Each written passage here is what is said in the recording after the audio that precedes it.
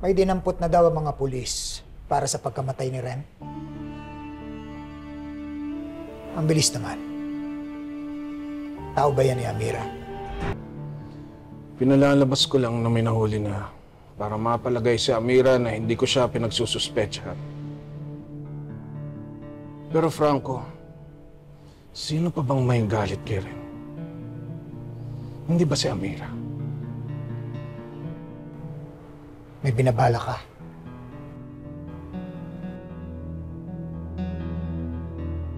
Pagbabayaran niya, ginawa niya kay Ren.